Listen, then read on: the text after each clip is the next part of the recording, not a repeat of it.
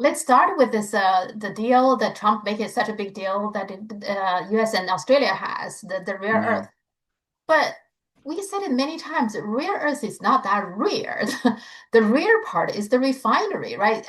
It still doesn't address that, but he makes it Mm. sound like the problem solved. He's just bluffing, right? He's bluffing. He's absolutely bluffing. I sometimes wonder whether Trump even understands this. I'm getting increasingly the sense, by the way, that Trump often forgets things that he's told or has Uh-huh, explained to him, probably. and just reverts to ideas that he has. But absolutely, you're absolutely right. Australia isn't in a position to refine rare earths. America is not in a position to refine rare earths. Rare earths are of can be found in American Yeah, territory yeah, itself, mhm, and they can be found in Canada and all kinds of places. yeah. This isn't the problem. This isn't the issue. And I was reading, you remember that French commentator, Arnaud Bertrand? Mhm. He's doing a very interesting piece about how one particular substance, which is, I believe, classified as one of the rare earths, is obtained. I mean, he doesn't go through the whole process, but he Mhm. describes part of it. And it is a byproduct, it turns out, of the aluminium smelting industry. Yeah. And he points out that in order to um, achieve equivalent levels of production, not just to what China produces, but to what the US uses of this particular mineral that, as I say, is a byproduct of this process.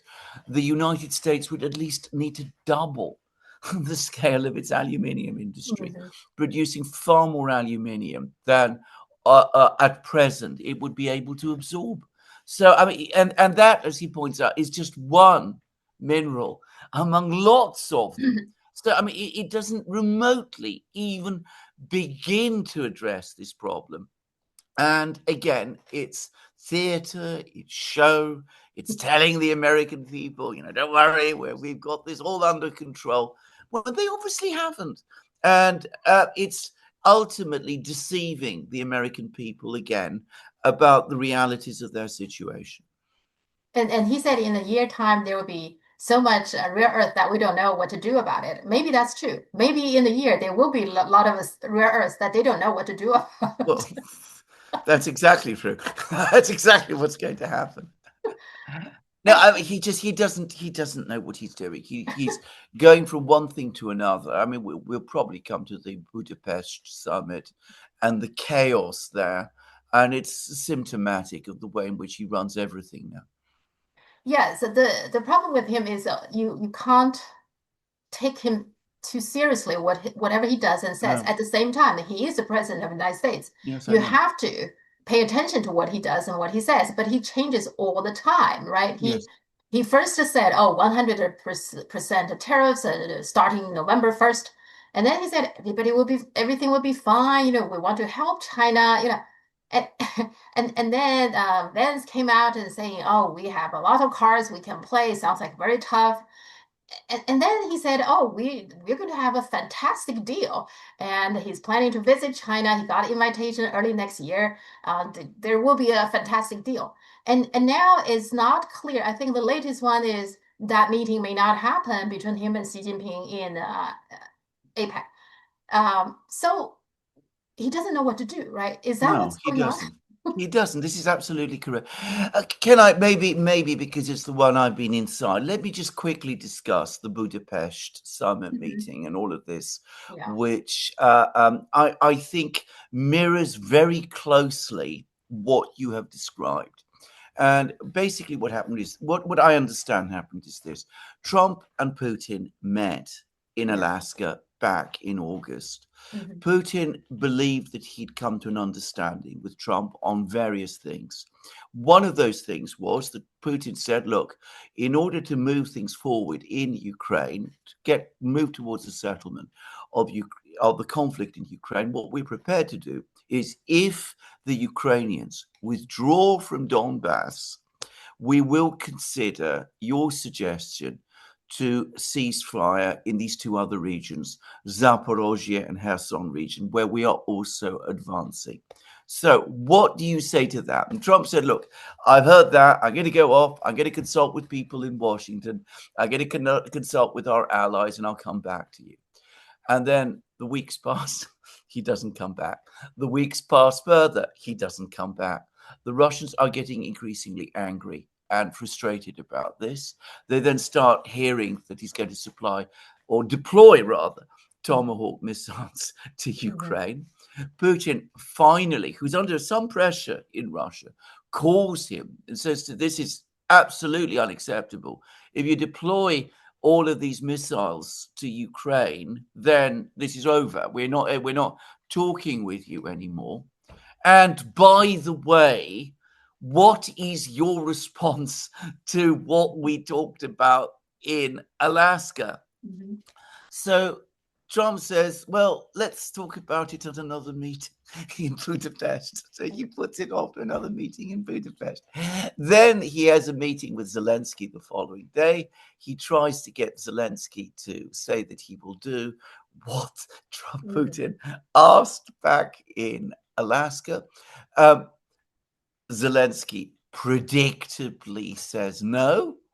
So what does Trump do? He calls off the entire summit because he doesn't want to give Putin, he cannot give Putin the positive answer that Putin presumably he thinks Putin is expecting.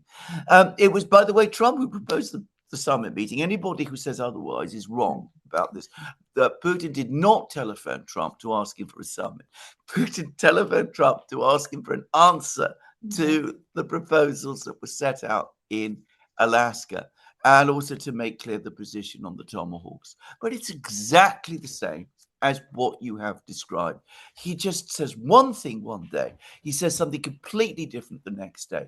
He cannot stick to a plan or a proposal. He always criticizes others. He constantly says unbelievably rude things about other people in order to try to disguise his own indecision and instability.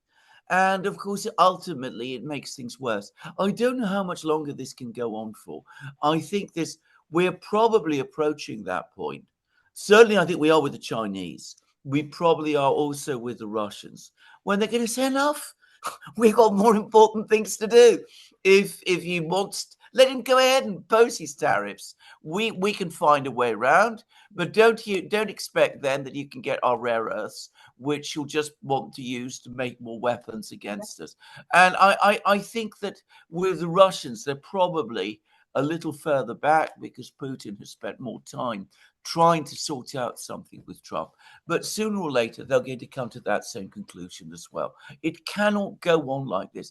You cannot string China along. That is ridiculous. I mean, it's absurd. But that's what he's effectively been doing. And as you said, he blames the others. So there are rumors, probably with some truth to it, is that he's very angry with the Lutnick. He blamed everything on Lutnick. Now, possibly Lutnick did just bring him the good news, and possibly, but he's the decision maker. He's the president. He needs to consult more than just Lutnick, right? He should making decision about any decision regarding China. He should consult more people than just one.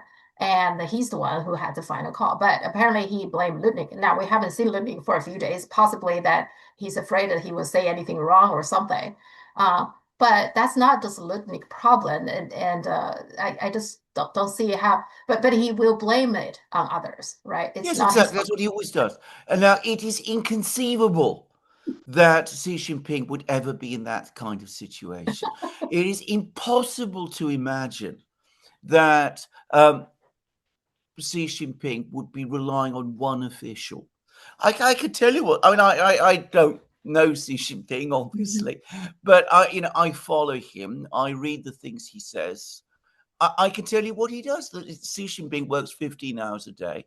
He reads every single document and paper that is there for him on any specific issue. he obviously has to discuss things with the members of the Standing Committee of the Politburo, and probably with the larger Politburo and with the various officials and ministers. He knows every part of every problem. He will have all the facts at his fingertips. So it is impossible to lie to him, because if an official comes along and spins a story, Xi Jinping can say, look, I've got all of this. I know all of that. I know all of this. You can't tell me that. That doesn't make any kind of sense. That is what the leader of a great country does. Trump doesn't do that. He doesn't read anything. I've heard this from people, by the way, who know him. He never reads anything.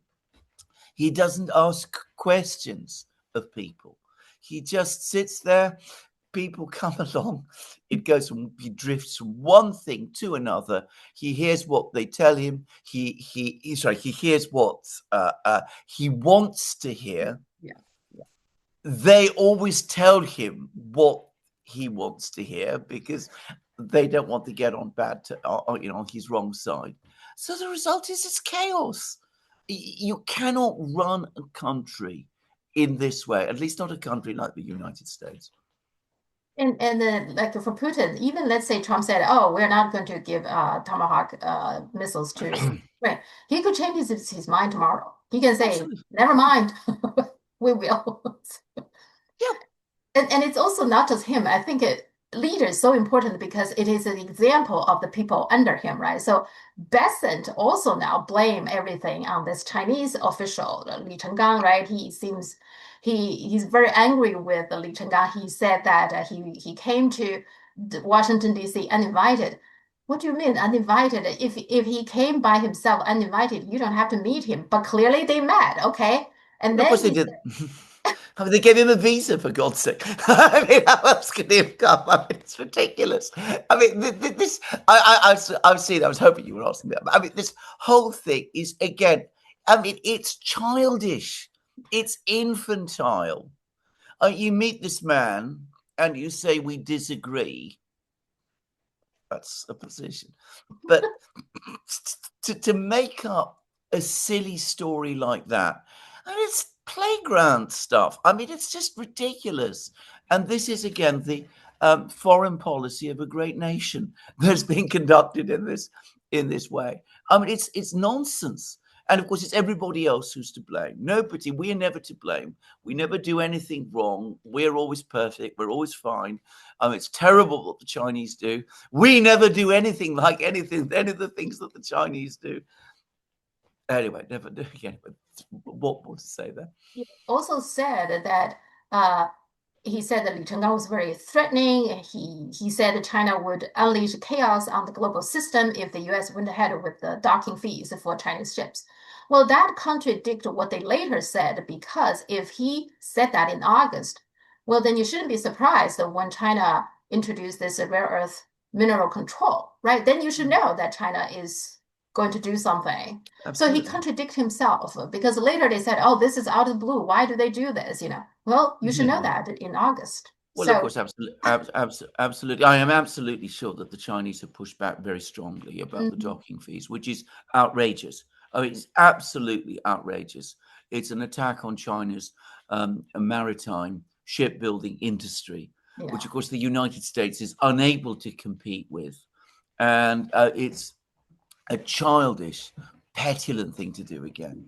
And I'm sure that the Chinese, in the way they do, by the way, very politely, but very, very firmly, would have said this is completely unacceptable. But what the Americans say is aggressive is when people answer back to them. mhm, When the Americans are aggressive, which they often are, and they can be very aggressive. By the way, I've experienced this myself. I mean, I've had to negotiate with Americans, and I know how aggressive they can be and the incredibly bad language they can use sometimes. Of course, they don't call that being aggressive, they call it being tough. I mean, that's the difference. yeah. And then also Wall Street Journal has an article that got many, I think other news outlets that had been citing, Mm, saying that China playing the hardball because Xi Jinping counted out that the U.S. stock market, financial market will collapse if Trump continues to run things this way, impose more tariffs for Chinese goods and stuff like that. This is grossly misunderstanding of how decisions are made in China. Mm. China, whether it's Xi Jinping or the Chinese government, they would never count on what's happening in the US to make their Mm. decision. Don't you think? Well, absolutely. Well, first of all, I mean, the fundamental problem with all articles of that kind is that it tries to read Xi Jinping's mind. I never try and do that. To say that Xi Jinping is counting on something like this, you don't know that. You're guessing. So let's be clear. That is pure, nothing else but a guess. Mhm. Is it plausible? Of course not. Absolutely not. Why would Xi Jinping stake the entire policy of China on the fluctuations of the American stock market? If you follow Xi Jinping, if you see what a careful person he is, if you see what a careful and systematic government the Chinese government altogether is, because Xi Jinping is one person within an enormous government, you would know that they would never do that. They would never, ever stake so much on something over which they have no ultimate control. Yeah. The idea is ridiculous. Again, why not do something much more simple, which is instead of trying to guess what Xi Jinping thinks, why not look at what China actually says? They've provided complete explanations for all the things they do. Yeah. Well, but that's how they think. And remember when they Yeah, yeah, kicked the Russian out of the SWIFT? I don't think they thought through. They just assume the Russian economy will collapse. They just correct. assume that, right? Absolutely. Absolutely. And Yes. then they don't know what to do when the Russian economy didn't collapse. So then they don't No. know what to do. Oh, they do. They do know what to do. They blame China. That's what they always do. But no, seriously, you're absolutely right. But yeah, but I mean, you see how, I mean, since then, steadily, with every month, the fact that the Russian economy hasn't collapsed is somehow China's fault. Yeah. And also, in the meantime, I think Trump himself getting a little bit probably more and more nervous as we getting closer to, Yeah. I believe in the November, beginning of November, the Supreme Court will have a ruling about this Yes. whole tariff thing. He himself has actually slowly, I think gradually backed down a little bit because after the April 2nd, or where he declared this economic independence, he had two additional executive order that Yeah. basically giving more companies and more products exemptions. Absolutely. So I think even he gradually also realized that this is not a sustainable policy, isn't it? No, absolutely. I think that you have actually put your finger on one of the most important things, which isn't much or sufficiently discussed, which is that looking at things from Donald Trump's position, he is facing a whole series of ticking bombs. He's boxed himself in by setting this deadline with China, which is the 1st of November. Mhm. And he has to decide what he's going to do. By the way, he's recently said that he's not going to impose 500% tariffs on China because China buys Russian oil. And he says that he's doing that because he wants to be nice to China. I mean, that's the kind of thing. But he's got to find a way around that because, as we saw from what happened in the spring, early summer, the United States cannot withstand an economic war with China. So he's got to find a way around that. He's probably going to lose this Supreme Court decision. I mean, it's not absolutely clear, but he's badly weakened his own case by using tariffs, not even as revenue raising measures or as economic measures, but as sanctions, essentially sanctions against countries, which really he shouldn't be doing. I mean, that's not an appropriate use of tariffs. So he's undermined his case, and I think his case anyway was a, a weak one. I mean, to me, if you look at the US Constitution, its provisions are absolutely clear. I think what he's doing goes far beyond that. And last but not least, in fact, most important of all, despite all the bluster and all the bluff about what we've managed with Australia and all that, he must be worried that in November, China is going to start placing restrictions on exports of rare earths. So he's got all of this now pressing in on him. And you can see that he's getting more and more nervous and more stressed, and he's making increasingly weird decisions, including the ones that I just discussed about the Budapest summit, because that is what people who are under stress and don't really know what to do, that is how they behave. They become increasingly erratic and unbalanced, and they don't take a step back, and they don't think things through. But this will continue. I mean, Yeah. he's going to, right? Because the people around him also doesn't seem to have a clue what to do. No. Well, what will probably happen, because this is the way Trump works, is he'll find a way around at least some of these problems, but will do it in a way that will cause him more problems a little further out down the way. I mean, this is what he does. So, he'll postpone his tariffs against China by another 100 days to allow more time. I mean, but with every maneuver that he makes, he ultimately reduces his own future maneuver space. And of course, he dissipates whatever goodwill is left, of which by now, by the way, I don't think there's very much. I think the whole problem is just the U.S. lost credibility. I think, you see, Bessent recently said, oh, we can extend this. They had a pause. They agreed to some kind of a ceasefire, right? And they're supposed to last until November 10th. But during this time, they never stopped sanctioning Chinese companies and port fees and all that kind of thing. That's when China said, we're going to do the rare earth thing. Okay. And then the Bessent said, oh, we're going to extend another 3 months. But you're not supposed to do anything until November 10th. And you're saying you extended another 3 months. Why would anybody trust you? Why would anybody believe Well, what Bessent said? but besides, these are all unilateral decisions. I mean, they're not agreed with Beijing. I mean, the other thing is that where were the negotiations?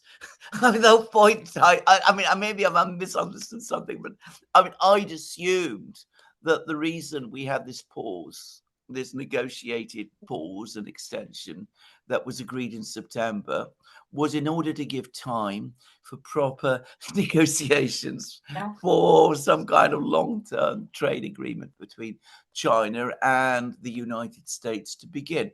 And had those negotiations started, and had we not had all the salami slicing that we've seen over the last couple of weeks, then it would have made sense for the two sides to agree mutually with each other to grant rolling extensions until the negotiations are concluded. Well, we've seen nothing like that. I mean, there's been no serious attempt to put a negotiating team together. There's been no attempt to consult more widely in the United States to find out what people in industry and business might be looking for. I mean, there's been nothing like that, because this is not how this administration works. They make it up as they go along. And as you absolutely rightly say, they don't have a plan. And they are up against a government that plans meticulously. I mean, it's so lopsided. It's almost comical.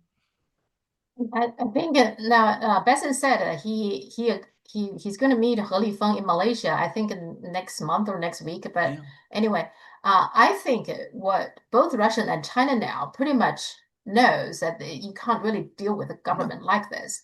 So okay, if you want to talk, I talk, but they're not going to agree on much. You just go to this meeting, continue to repeat what you already told the United States many times. So this is what my red line is. This is what my conditions is for. What can you do? Yes. But the U.S. they will not make promise, or they will make promise that they cannot keep. So exactly. So that I think that's what's going to happen continuously. There will be continuous talk, but I doubt anything substantial will happen. Okay. So. Correct. I think you're absolutely. I think you've summed it up exactly, and I think that Xi Jinping and Putin probably at some point are going to say meeting Trump is just a waste of time. Yeah. I mean, there's no point in this. I mean, he comes, he says things, he appears to listen, but apparently he does. It all goes in through one ear and out through the other. So, I mean, there's just really no point in this.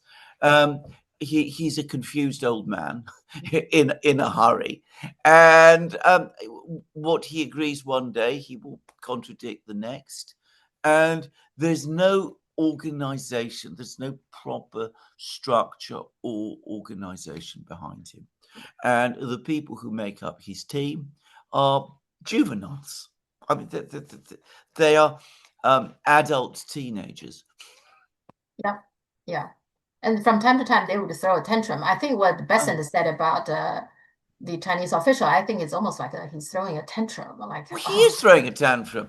That is precisely what he is doing, just as Trump does. I mean, when China made its announcement about rare earths, which, as you rightly said, anybody who was aware of what the United States was up to should not have been surprised by.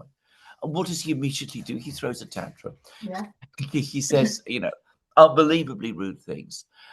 Even though, to repeat again, tightening export controls is something that the United States has been doing for forward. as long as anybody can remember.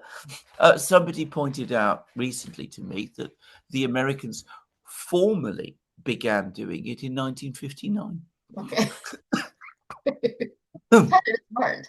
China just learned from the United States. Yeah. yeah, Now, he was very rude in that meeting with Zelensky, wasn't he? Just yeah, supposedly yeah, throw away the maps that the Zelensky brought and even use curse words. He, yeah. Yeah, profanities. And again, it's not difficult to understand because Putin tells him the previous day, what is your response to the things we put to you back in Alaska? And we waited all these months Mhm. and we haven't had your response. So he goes into this meeting with Zelensky and he's got this rebuke from Putin ringing in his ears. And so he takes it out on Zelensky Yeah. because he wants Zelensky to get him out of trouble with Putin. Uh-huh. I mean, that's basically what it amounts to. So, he throws the tantrums, he curses and swears and Mhm. throws the papers around. And ultimately, again, it's resolves nothing. And Zelensky stands his ground.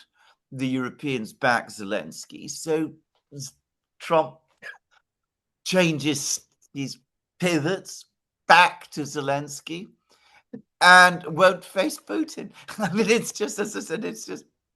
To make it worse, the White House spokesperson, Karen Leavitt, she was very rude to reporters as well. Yeah. Huffington Post has a reporter asked about this location, who gave the idea for this location, Budapest, because there's a little bit, according to them, there's a little bit of irony there because of the Budapest memorandum, right? So to protect, supposedly protect Ukraine, Mm. etc. So somebody pointed out and saying, whose idea is this, to pick this place? I think it's a fair question. Well, she just very rude, and she said, "That's your mother's idea." Why would she say something like that? It just so she seems also very angry as well. Well, Just absolutely, especially as there's absolutely no doubt as to who suggested it, who was Trump. I mean, the Russians have told us as much. The Russians were never keen on that idea at all. They've never been keen on Budapest because it's a difficult place for Putin to reach mhm, because, he has to go through territory of the European Union and all of that. And if you go back to the original Russian briefing, they say that it was Trump who suggested it. And the Russians have always said this is a possible location, but mhm. they never fully committed to holding the summit meeting there, precisely for those reasons. But anyway, going back to what the spokesperson said, there's never been any doubt that it was Trump who suggested holding the meeting in Budapest. Yeah, why can't you just answer the question instead of being so Yeah, rude to this reporter? She seems yeah. accusing him of being the far left person, blah blah. She has a whole bunch of I don't I don't understand why is she so upset. This is just the yeah. question. You can just answer the question. answered the question. I mean, again, it's an administration which is under pressure. I mean, Yeah. the other thing probably, which I didn't mention before, is that there's the worries about what's happening in the stock market. I think are growing, Uh-huh. and there must be some concerns about that too. But but I mean, the pressure is on Uh-huh. because they've now reached that stage when they actually have to start providing answers, not just to the media and people like that, but to people like Xi Jinping Mhm. and to Putin and to others. And that's a different thing. They're out of their depth. They don't know what to do. They Mhm. don't conduct negotiations intelligently. Um, with the Russians and definitely with the Chinese, what you do is you put together a team of experienced professional negotiators. You have a series of meetings, proper negotiating rounds. You have a chief negotiator who's got experience in these questions. The Chinese will have very experienced negotiators who have every every fact at their fingertip. You look for the points of agreement, you build on them. It's a process that takes maybe a year, maybe longer. As I said, you roll over the tariffs and all of that in the meantime. But if you approach it that way, you will make progress and you will find an agreement and hopefully a mutually acceptable compromise. You certainly don't do it in the way that they've been trying to do it up to now, which is basically to trick and bluster and bluff the Chinese into agreeing to things which the Chinese are never going to do because it is against their interests. And the Europeans are not much better, honestly. No. The Dutch, I don't understand this whole Nexperia thing. That is totally the trouble that right now the Dutch government is in. They Yeah. brought it themselves. Yes. I don't know why they can't stay out of this, right? So the Dutch economy minister, Vincent Carmen, he's the one who want to have a meeting with Chinese commerce minister or economy minister. And he said that they're going to have further steps need to be taken to reach some kind of solution. He sounds optimistic, but the reality is that China hasn't answered him much. I Mm, think in the beginning, he first asked for a meeting. China even didn't answer immediately, but then they repeatedly asked for a meeting. The yeah. problem right now Nexperia has is the production is in China, Mm, even though those are not high-end chips, but those are chips needs a lot. I didn't even know like a regular cars now needs yeah. thousands of chips per car. Yeah. So it needs a company that can produce. Nexperia produces apparently 6 billion chips per month to help all the auto Yeah. industries, all auto companies in Europe and in the United States. And now China said no, no chips can go out, can leave China. So that created big trouble now for the auto industry in Europe and in the United States. Yeah. I guess the Dutch just never expected that China would react like this. I Yes, I mean, guess. again, why would it not expect that? And why would it do this at all? Why would it disrupt something that was working perfectly Yeah. well? Yeah. It's none of this makes any kind of sense. By the way, there was an article in the Financial Times about a week ago, which it was actually before the Expedia was seized in the way that it was, or at least its time management was removed and other people put in its place. But it made exactly that point that the if we're talking about the really super advanced chips, the ones that you need, the ultra sophisticated lithography machines for. I mean, they are about 0.1% of the international chip market or something like that. Mhm. I mean they're needed for some very very important, very high end applications, but the vast majority of chips that are used are middle to low end ones, and I Mhm. mean that is the core of the chip industry, and China dominates. I mean, it's probably before long going to be producing more than 50% of global supply of these chips. And I think the article said that by the mid 2030s, it could be as much as 60%. It's China is the overwhelmingly big producer of these chips. Yeah. So, uh, again, people in The Hague in the Netherlands didn't think about this. I mean, they didn't look about this. So why do it? Why do this at all? There's a good company doing important work, useful for the European car industries, helping to keep jobs in Europe. They just walk in, they change the management of a company, they come up with entirely fictitious legal explanations of why they're doing it. And then they're surprised. And then they come along to China and they say, we want to negotiate. We want to talk. What is there now to talk about? Well, I mean, you've stolen my possession, and I'm supposed to negotiate with you. I mean, it's they froze the shares, the Chinese yeah, shares, yeah, which pretty much like they froze the Russian asset. That's yeah, what they did. Okay, yeah. there's no around it. Yeah, but I mean, speaking as a former lawyer, I mean, treating someone else's property Mm, as your own yeah. is, with under English law, is actually stealing. Yes, it is. Theft is the use of treating someone's property as your own. I really think the whole thing is racist. I actually Well, of think course it is.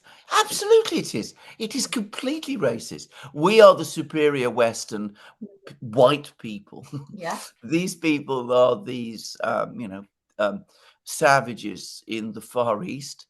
We can do whatever we want to them, and if they come back, my God, that completely overturns and upsets the law of nature.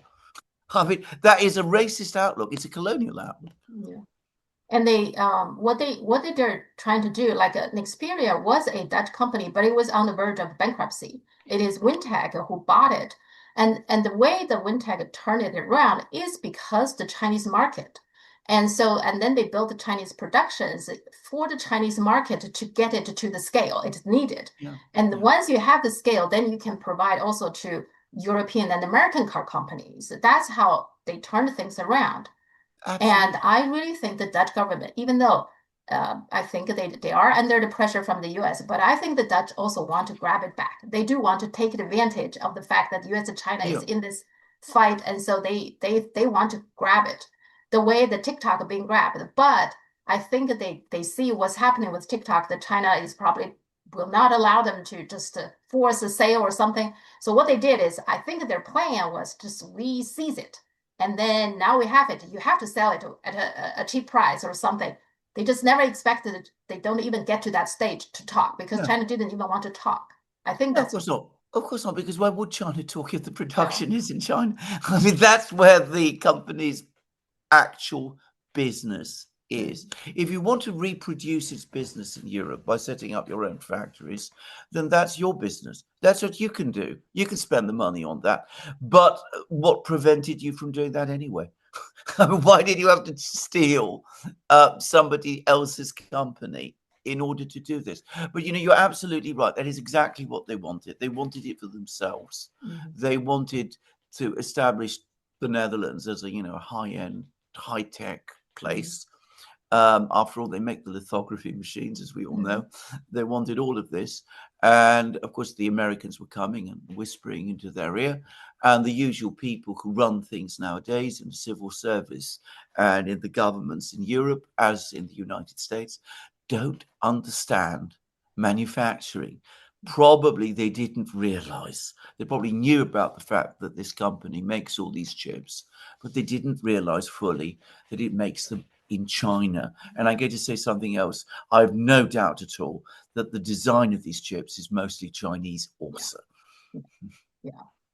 And then also remarkable is that it is actually within the company itself. There are three executives. Again, racist. I don't see any reason other than they would do this because No. it is the company managers, the chief legal officer, the chief financial officer, and the chief Yes. operating officer. The three of them, they are the one who send a petition and Yes. asking that company to do that. Why Correct. would a company executive do something like that? Basically betray your own company. Yes. And then in the process, when they do that, the Dutch government, of course, have no brain to think through this thing, and they just No. immediately grabbed it. Yes. But the irony part is that this law, it's called the Goods Availability Act, that they using as the foundation, as the base for their action. The whole idea of this Goods Availability Act is to protect, among other things, supply chain. But by their action, they did exactly the opposite. Well, Right exactly. now, the supply chain is being disrupted because of what the Dutch government did. Isn't that Well, interesting? that is exactly true. That is it's very interesting. It's exactly true, but it is the story of our times. The It is self-destruct, exactly the story. It's isn't it? self-destruction, yeah. Well, I mean, as we've discussed, I think in previous programs, Europe is going through a massive process of deindustrialization. And the reason it is doing that, why is it doing that? Because it has blown up its own supply chains. I mean, literally in the case of Nord Stream and the gas and all of that, but also in so many other ways as well. You know, this is what is so frustrating because it absolutely didn't need to be this way. I mean, it absolutely didn't. China understands perfectly well that it works to its own interests to develop good industrial partnerships. It's always said so. There's never been a problem here. We could have worked with China. We could have developed a plan together with China on how to do these things, and it was there for the taking. Mhm, mhm. Yeah. And now Bessent, it's getting it's not yeah, now it's getting harder for the Dutch government. What should they do? On the one hand, the auto companies from Europe and the US is putting pressure, like we need those chips, right? yeah, Again, it's billions of chips. You can't easily just get no, somewhere to start making it. no, And then the Chinese government is not actively engaging with the Dutch government. yeah, And also possibly the first that will, once they started the real rare earth control, they could start with ASML. Could be the yeah. first one to get punished. So what should they do? I mean, they create this big mess now that they don't know what to do. Well, yeah, quite so. I mean, what they need to do. I mean, we have this expression in Britain: when you're in a hole, stop digging. I mean, they should pick up the phone. They should say to not to Xi Jinping maybe, but to somebody in China, look, this has gone as far as it can. We understand that this isn't working for us. Can we meet? Can we talk? Can we see a way through? But of course, the problem now is the trust has gone. Yeah. I Yeah. mean, this is the thing. If you steal a company, to repeat again, this is theft. I mean, this qualifies, as far as I'm concerned, with straightforward theft.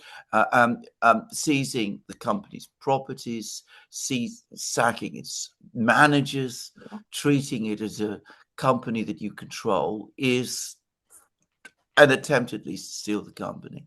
When people behave in that way, the people on the other side can't trust them. I mean, it ought to be obvious and clear. And it's not as if this is an isolated affair. We had TikTok before, we've had Huawei before, we've had all of these things happen one after the other, and it accumulates and it builds up. Yeah, and that's why the sentiment actually in the Chinese netizens are Mm. really very angry with the Dutch government. Like, what Well, are they absolutely. crazy? How can you do something like that? Yes, So yes. so the Chinese government is not going to cave in anything. So what they're You, doing now is to make the Chinese part of the company basically independent from the Dutch part. So they're going to possibly take some of the customers, once they have the complete everything, there's still some legal, I guess, that they want to get it done. Once they do what's that, the they can grab all the customers, and those customers need those chips. Let's be very clear about Yeah, that, right? yeah, They could just absolutely. and make the Dutch part totally irrelevant. Yeah. So whatever they What's grabbed, they thought they seized, will worth pretty much nothing. which they will do. By the way, I mean, this goes on all the time. Because I take a great interest in aviation matters because one of my best friends who passed away many years ago was an aviation lawyer. So I was reading about the new Chinese airline aircraft and its engines and the attempts the Americans have made basically to prevent development of these engines. It's just Yeah, they will continue to try, and yeah, it's okay. going to continue to be like that. And they just I don't know. I mean, smaller countries should stay out of it. When big countries are in Yeah, any I know. dispute, fight, I'm just thinking, okay, this is a common sense to me. Okay, two big guys are fighting. I'm the tiny person. I want to be away from them as much as possible. Why Yeah. do I jump on, to Well, you've put a very, very good question because I mean, once upon a time, that is exactly what would have happened. I mean, the Dutch government that I remember, because I used to go a lot to the Netherlands when I was young, and in those days, if somebody had come along and told the Dutch, "Well, look, you're going to stop your uh-huh. economic links with China or whatever," they would have said, "Go away. I mean, this has nothing to do with you. This is our business." Yeah. These are our jobs. These are our companies. We don't have any quarrel with China. If you've got a quarrel with China, you sort it out with China. It's nothing to do with us. We have a very good, happy, a successful relationship with a country that trades and does business. Um, what has happened to Europe that we no longer do this anymore? I really cannot understand. It's this extraordinary change that has happened in Europe over the last 20, 30 years, where we subordinate everything to what the Americans want. And it doesn't even work to the Americans' advantage at the end of the day, because, as you rightly said, their car companies need these chips. The finance minister Vincent Carmen, he actually one of his talking point, he said that the China he needs to make it explain to China that this is not under the pressure from U.S. Well, if that's the case, if the U.S. doesn't pressure you, then you're taking on this action all by yourself. Why is that better? Why? I mean, you seize the Chinese asset, Hmm. whether with the pressure from US or not. This is not a good thing. He doesn't seem to understand that. He's like, yeah, this has nothing to do with US. You have problem with US. So I guess that's what he's trying to say, leave us out. Yeah. But you're the one who jump into this. Nobody Yes. asked you to jump into No. this. No. I, No. Well, I mean, I can't explain it. I cannot justify it. To me, it is so undignified and so yeah, obviously wrong, especially a small country like the Netherlands, which yeah, depends on trade and which is heavily reliant on exports as well. You would have thought that they would want to maintain as good as possible relations with their key trading partners. mhm, And given that, the Netherlands exports machine tools and high-end equipment and all of those things, you would have thought that they especially would want to try and keep things with China on an even keel. I mean, yeah, I just don't understand why they can't see it. But there is a madness, and this is where I think people in China don't quite understand this, because as I've said many times, the trouble with Chinese is they're very rational and pragmatic people. There is a madness sweeping Europe, which is very, very difficult to explain.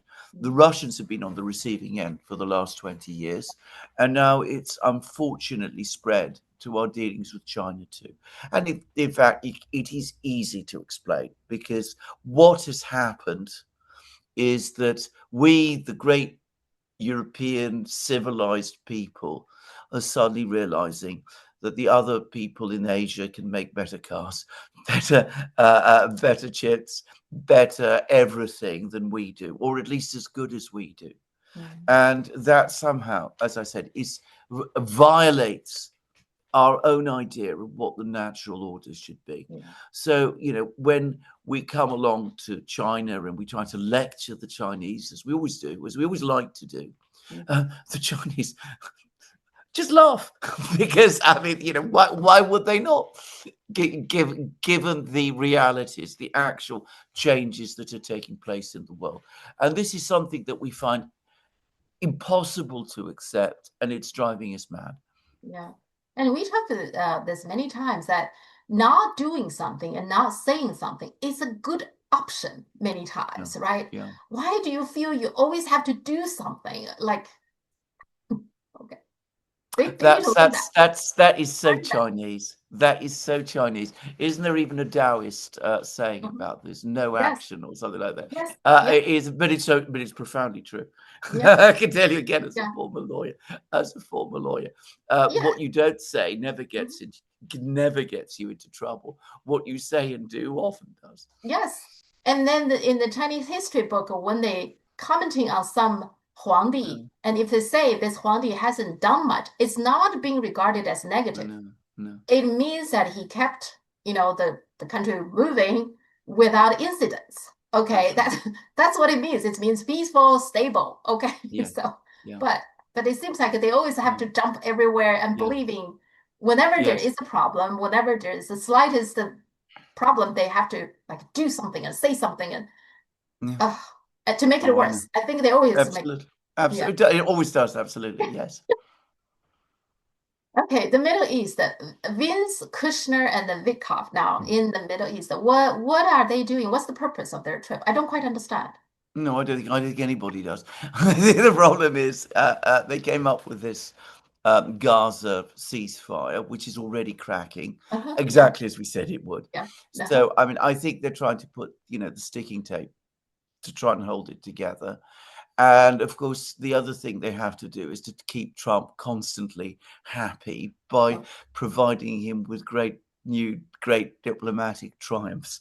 So they're looking for their next one. But I don't think they have any real plan or idea of what to do. And whatever it is that they do, it's not going to improve anything significantly because they're not bringing anything to the table again. uh-huh. Okay. They just want to keep the appearances that the Yeah. things that the peace deal is Yes. still hold, but Yes. okay, yeah. Yes. Iran, Russia, and China also sent a letter to UN to declare this nuclear deal with Tehran has terminated. Yeah. So yeah, so what they're saying is that UK, France, and Germany, the so-called E3, they trying to trigger a snapback to mechanism to reimpose the UN Yeah. sanctions on Iran. So what China and Mm. Russia and Iran said, not so fast. We're not doing that. Is Yeah. that what this That's is exactly this what they're saying. The United States walks out of the JCPOA. It says that, oh, the JCPOA is a bad deal. We don't want to have anything to do with it. And then at the same time, they insist that Iran must abide by the JCPOA. mhm, Iran is abiding by the JCPOA. There's no evidence that Iran has breached the JCPOA, at least until very recently. Then Israel and the United States attack Iran. mhm, And after that, well, remember, they've attacked Iran.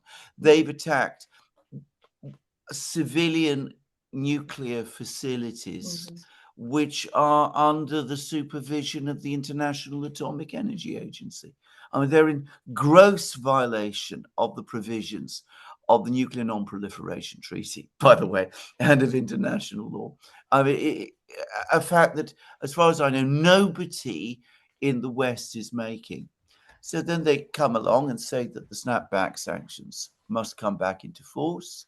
They don't really give any explanation. They refer back to events that took place 20 plus years ago, and to the fact that after this attack on IAEA facilities, Iran is not happy with the IAEA, which is not surprising. They don't work to try and rebuild trust between the IAEA and Iran and between the West and Iran.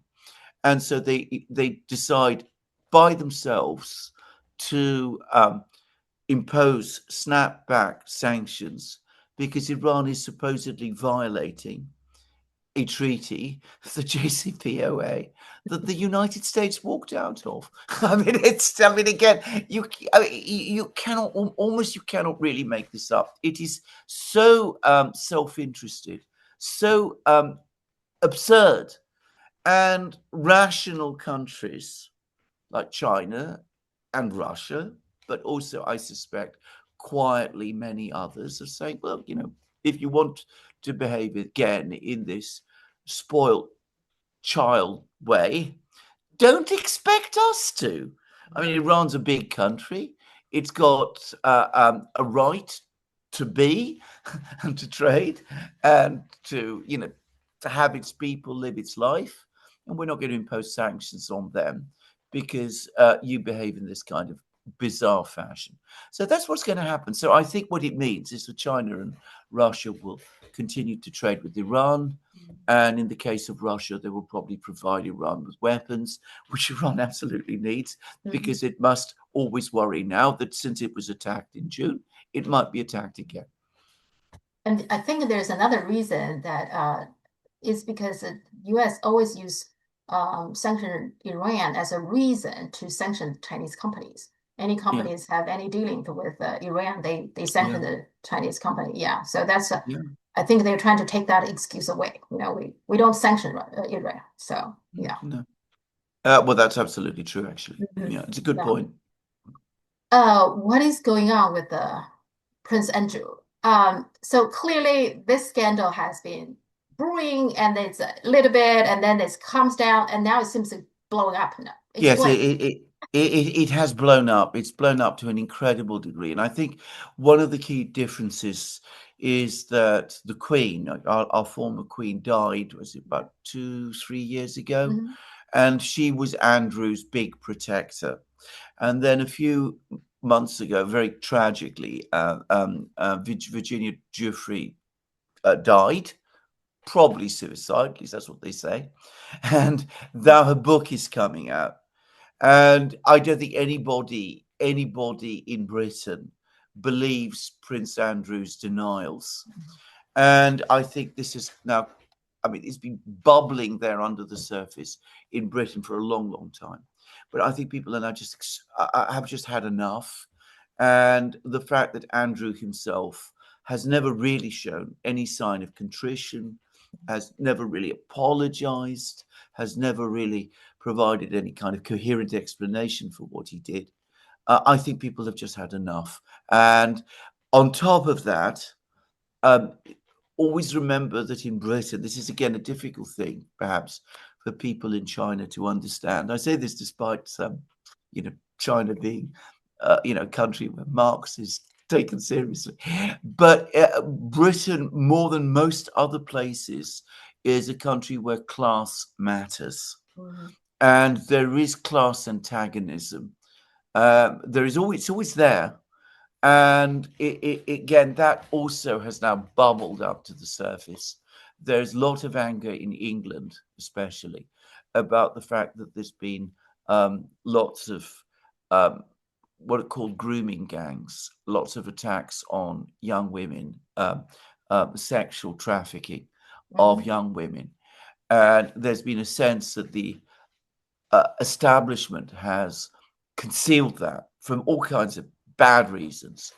And here you have a member of the highest, at the very highest level, the most privileged level of the establishment, and he has personally participated in sexual trafficking or taken advantage of sexual trafficking, and you can see that this anger has bubbled up as well. And we talked about it, not saying something, not doing anything is a good option many times. Yeah. I think one of the problem he has is that he gave an interview, right? And this claim that he stopped contacting Epstein in 2010, but then Yes. there's email come out showing in 2011 he's still emailing to Epstein and even said, we are on this together and stuff like that. I think that's part of the problem that got him this trouble as well, right? So Well, he did absolutely. I mean, he because he demonstrated that he's lied about that, and he yeah. lied about his connection with Epstein. And of Uh-huh. course, if he lies about those things, he's probably lying about a lot of other things too. Yeah. So that all came together as well. But he's never shown any real sign that he understands or accepts that he's himself did anything really wrong. Mhm. Um, he's constantly given the impression that all of the criticisms are somehow unjustified. And there's now reports that he's tried to use contacts in the media and use contacts in the intelligence agencies, even, Mhm. or at least detective companies to try to discredit Giuffre. Mhm. And that hasn't played well either. But what happens to him? He had a statement. I don't quite understand his statement. He's still a royalty, right? He still has his Yes. title, but you can't use. He's not going to use it in public. What does that Yes. mean? What Yes. I does mean, that? that's all it means. I mean, he's still he's still Prince Andrew. His Royal Highness Prince Andrew, Duke of York, but he's going to continue to call himself Prince Andrew, but not His Royal Highness or Duke of York. Nothing has actually, in fact, changed. I mean, he is the same person he was. He still occupies this enormous house that where he lives, and nothing in his life has changed in any way whatsoever, except that he can't call himself. He can't call himself those things that he has called himself before. It's hard to. I mean, it's complicated. Okay. Now, in general, I find this Epstein thing affects the British upper class more than it affected U.S. Yeah, Right? Mendelssohn, right? We talked about that last time. You yeah, mentioned that Mendelssohn was the ambassador to the U.S. or something. He resigned or he was, I guess, fired because of his connection to Epstein as well. So why is that? Like in Britain, it got like some people being affected. In the U.S., there's no one. I don't see anybody, any politician, any prominent people being affected at no. all, right? There is a very strange British dimension to the story. I mean, we've got Prince Andrew, we've got Uh-huh. Peter Mandelson.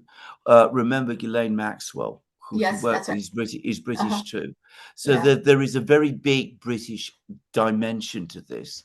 Now, you're quite right.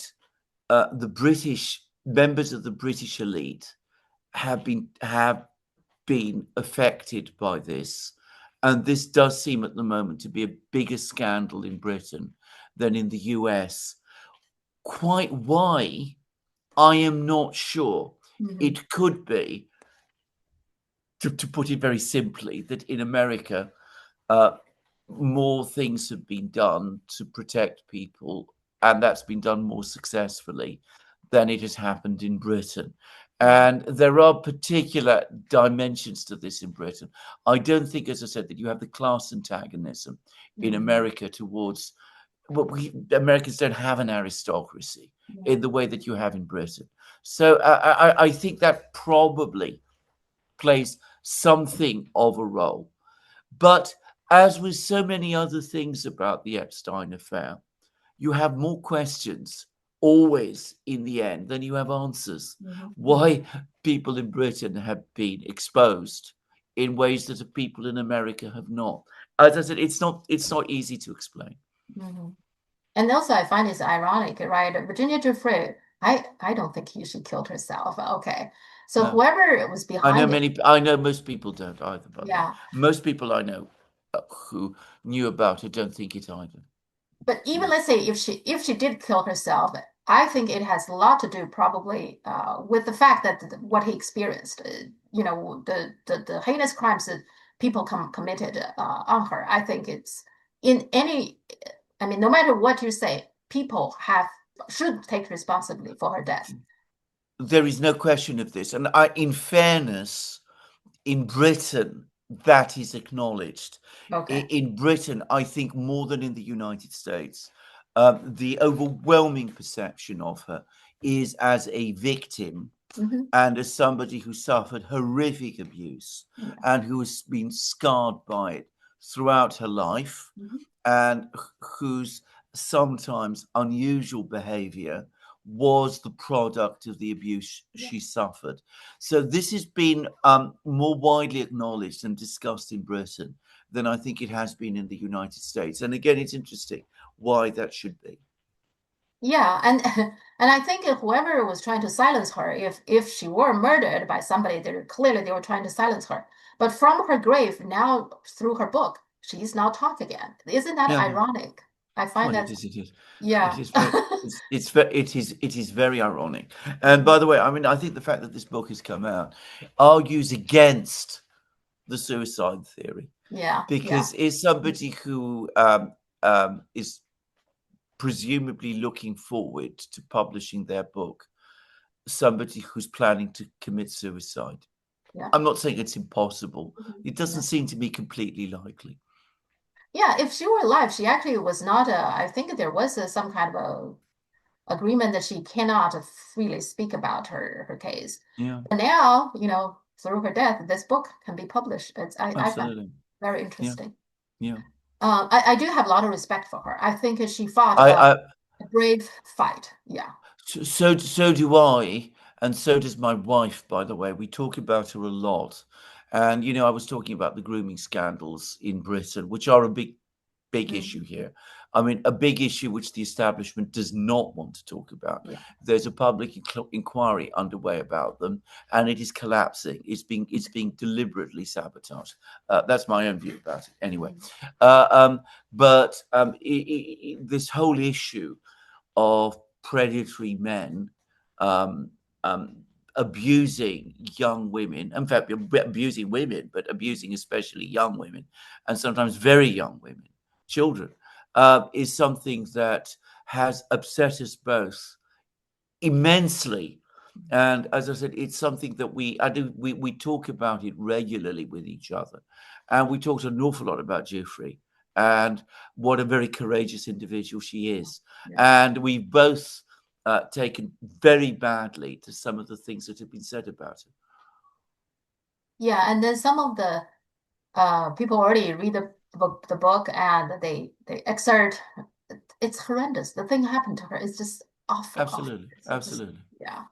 Absolutely. So sick. I mean, these men, I think Well, speaking as a man myself, and I absolutely, I completely agree. I mean, it's something that any healthy, normal, ethical human being cannot even imagine doing. I mean, there is a degree of depravity Mhm. here that is astonishing. I mean, we're talking about it actually last night, my wife and I, and Catherine pointed out to me that apparently the only person who came to, this is from Giuffre's book, the only person who met Epstein, saw what was going on, said this is absolutely evil and unacceptable.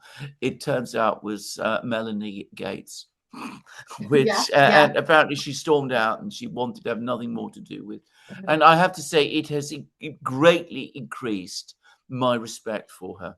I Yeah. mean, I didn't know that about her. Mhm. Yeah, she mentioned that in the interview. In one of the Yeah, interviews, she yeah, said she yes, met Epstein and she said that she got nightmares after she met him. yeah, He just yeah, it's a just awful person through and through, I guess. So it yes. came across clearly. I mean, he's not Epstein doesn't seem even trying to hide that he's just a No, terrible person. well, I mean, this is the extraordinary, terrible thing about the Yeah, old Epstein business. I mean, he was absolutely brazen, yeah, completely open yeah, about what he was doing. I yeah. mean, it's that there was no attempt to conceal it. I mean, he was doing it in his mansion in New York, Mhm. and it was all laid out basically to facilitate these depravities. And anybody who visited it can see that. And Mhm. it was the same for in his island and this enormous ranch he had. I mean, they were obviously, I mean, torture places which he was operating for his own pleasure. And I think if people are angry with this, I really think this thing Mm. hurt Trump a lot because people Yes, are so angry that these people, yeah, we know who they are. I mean, there's a lot of information already out there, right? I know. And yet he denied anything, and then these people just go free, no Yes, consequences yes, whatsoever. I mean, it's yes. just Oh, it is. It's terrible. doesn't It is terrible. It is terrible. doesn't that tells us or answer the question why is the Western government the way it is? It's because there's no accountability. Quite so, exactly so. And I'm sorry to say this. I shouldn't be bringing this up all the time, but again, I mean, you go to the Financial Times. I think it was the Financial Times. I was reading about some Chinese generals who've been sacked for corruption, Yeah. power struggle, Xi Jinping facing Uh-huh. crisis, and all of that. Why not? Why not just say to yourself, well, maybe these are Chinese generals who were Yeah. caught engaging in corruption, and that's why they've been sacked. But it was we can't compute that Hmm. because nothing like that ever happens here. Yeah. Nobody gets sacked for corruption. Nobody gets prosecuted for Mhm. corruption. I mean, Epstein. I mean, he was doing all this for decades. Nobody can. Yeah. So I mean, there is this incredible level of impunity and indifference to this sort of thing. And of course, it's again very symptomatic of an institutional system in the West, which is no longer accountable, it no longer cares, is entirely self seeking, is completely selfish, is become profoundly corrupt and depraved, and which is Yeah. misgoverning the West in Mhm. exactly the way that you would expect. Yeah. Um, the US government seized the 15 billion crypto from a Cambodian company called the Prince Group, and that they are charging a Chinese national, Chen Zhi, with money laundering and fraud, conspiracy, stuff like that. Now, this thing also got a lot of attention in China. Not so much this is a Chinese national. He's not a good guy. Clearly, he's not a good guy. So nobody thinking that's a problem.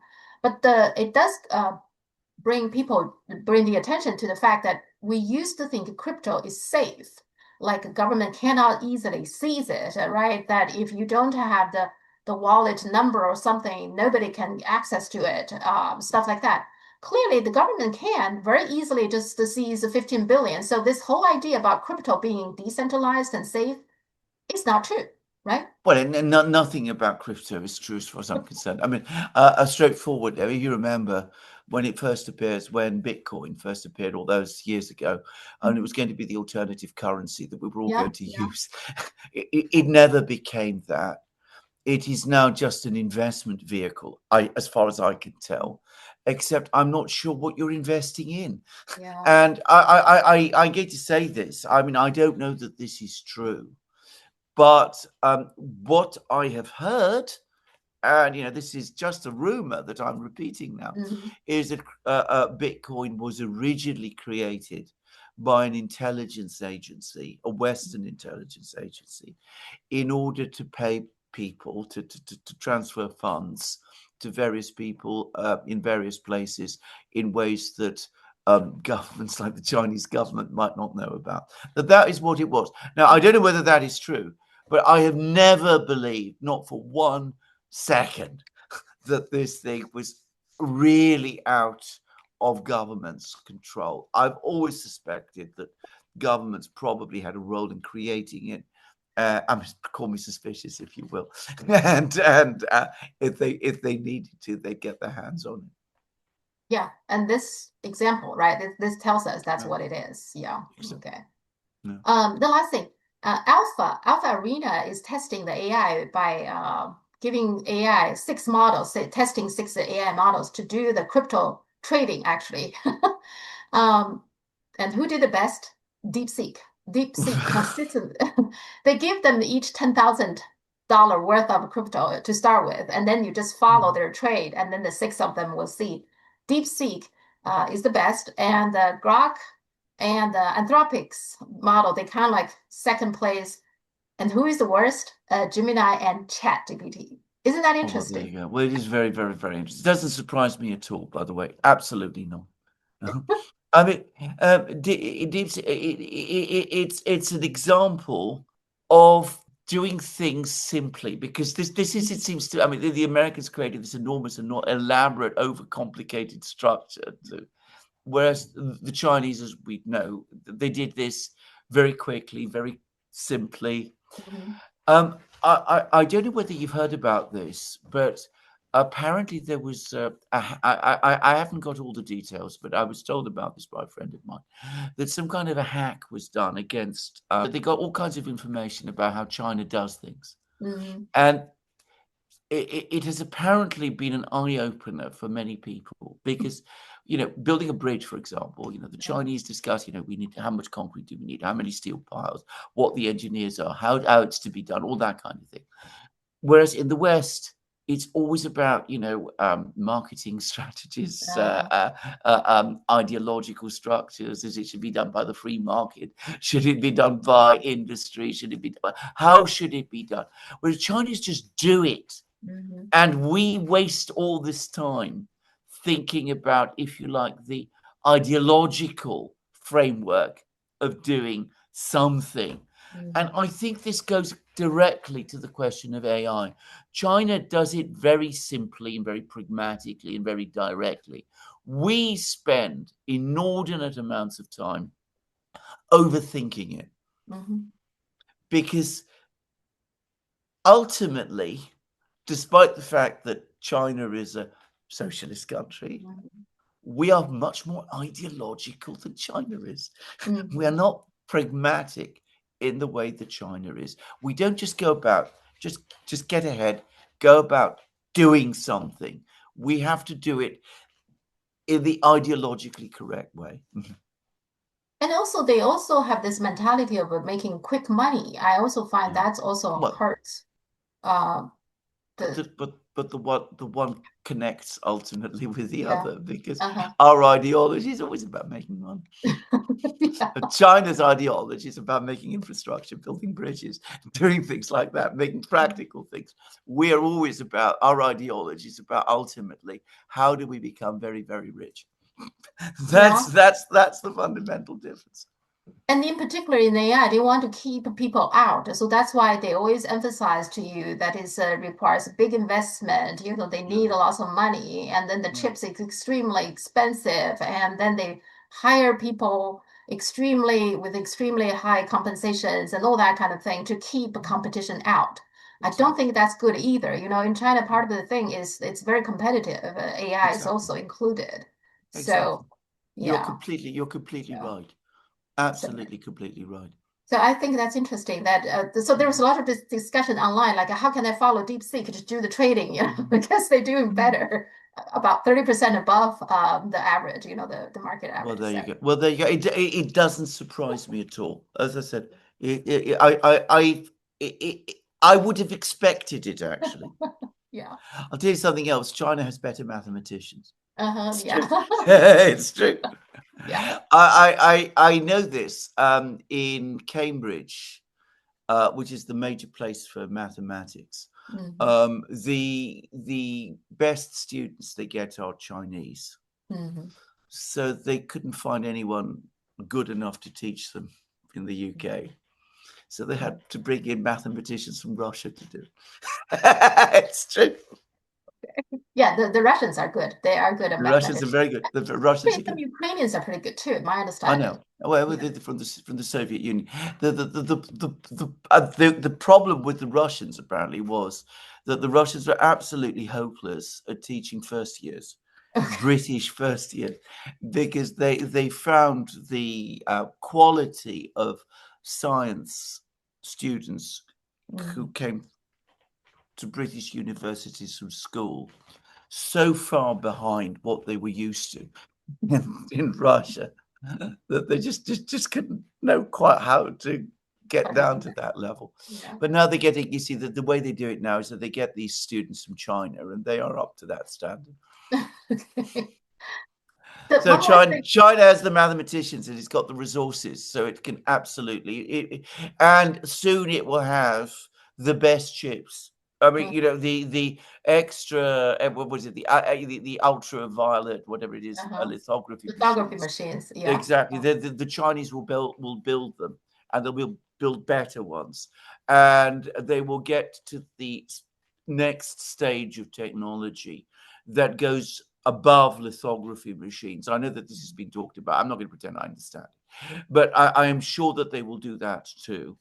And in 5 years' time, it won't be much longer, China will be far ahead of us in all of these applications because China has the resources, it's got the people, it's got the ideas, it's got the infrastructure, not just the technical Mhm. infrastructure, but the whole ecosystem, the competition, the universities, the ways of doing these things.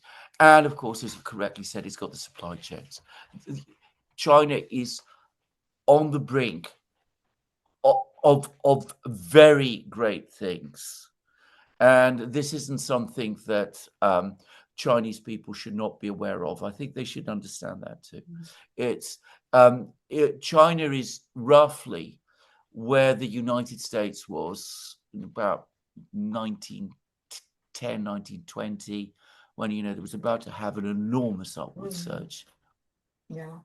And in the meantime, like why the Dutch government is so stupid is if Yeah, China stop providing rare earths to ASML, it will put ASML stop and give China time to make its own lithography machine to catch up. yeah, So if there's no reason, China cannot just do that, right? But now China has a reason. Okay, I'm not yeah, giving you the rare earth. You to put a stop to you. How absolutely, stupid is that? It's so absolutely. incredible. Absolutely. Yeah, Absolutely. I mean, they were going back to aerospace. The Chinese are now making aircraft engines. The yeah. Russians are making aircraft Mhm. engines. The point is that in 10 years' time, the best airlines, the best aircraft will be made in China and perhaps in Russia. They will not be made in the West anymore. Yeah. China will get ahead in rocketry. The Russians are very good engineers, by the way. They're very, very good rocket engineers, and they have a very advanced chemical industry. They will work with the Chinese, and as I said, we are on that. We're at that point, and yes, growth was only 4.8% in the last quarter or something of that kind, which is absolutely ridiculous. Mhm. But what China is doing is it's catching its breath before the next spring. If you studied history as long as I have done, and economic history as long as I have done, you can see that this is so. Mhm. So let's Uh, talk next week. Thank you Next so week. much.